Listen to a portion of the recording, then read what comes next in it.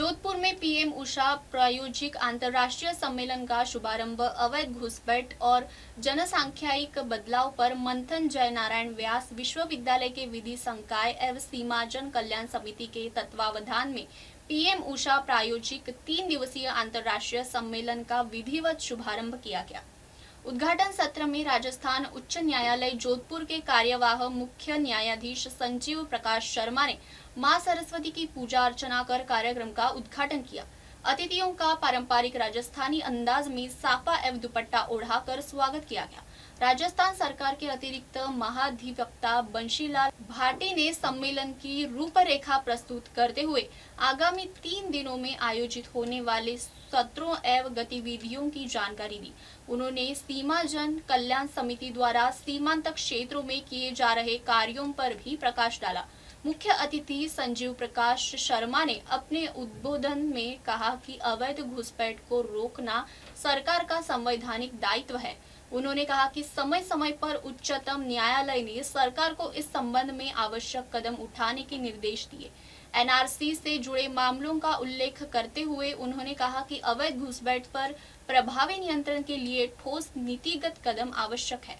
मुख्य वक्ता के रूप में सीमा जागरण मंच के संयोजक मुरलीधर भिंडा ने कहा कि पड़ोसी देशों से होने वाले घुसपैठ केवल संख्या का प्रश्न नहीं बल्कि राष्ट्र की पहचान और मूल्यों से जुड़ा विषय है।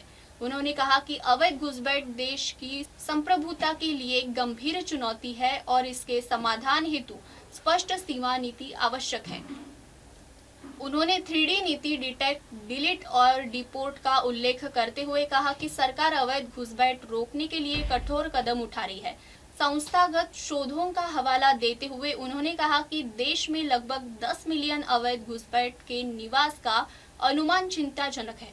उन्होंने विश्वविद्यालयों में सीमा सुरक्षा से संबंधित पाठ्यक्रम प्रारंभ करने और शोध को बढ़ावा देने का भी सुझाव दिया। सीमाजन कल्याण समिति के प्रदेश अध्यक्ष एवं सेवानिवृत्त डीआईजी बीएसएफ महेंद्र पाल सिंह भाटी ने कहा कि अवैध घुसपैठ से भारत की जनसांख्यिक में तीव्र बदलाव हो रहा है। उन्होंने इसे सुनियोजित 6 युद्ध का हिस्सा बताते हुए कहा कि पड़ोसी देशों द्वारा व्यवस्थित तरीके से जनसांख्यिक असंतुलन पैदा करने के प्रयास किया जा रहा है। द्वितीय सत्र में सेवानिवृत्त लेफ्टिनेंट कर्नल नीति कोहली ने आंकड़ों का उल्लेख करते हुए कहा कि 1991 की जनगणना के समय असम में मुस्लिम आबादी लगभग 12% थी, जो अब लगभग 40% तक पहुंच चुकी है। उन्होंने पश्चिम बंगाल के संदर्भ में कहा कि 2001 से 2011 के बीच हिंदू आबादी में लगभग 10% वृद्धि हुई है, जबकि मुस्लिम आबादी में 21.8% की वृद्धि दर्ज की गई है। उनके अनुसार जनसांख्यिक परिवर्तन के प्रमुख कारणों में अवैध घुसपैठ, धर्मांतरण और जन्मदर में असंतुलन शामिल है। हरियाणा स्पोर्ट्स यूनिवर्सिटी के कुलगुरु अशोक कुमार ने कहा कि जनसांख्यिक संतुलन बनाए रखने के लिए सरकार और समाज दोनों को जिम्मेदारी निभानी होगी।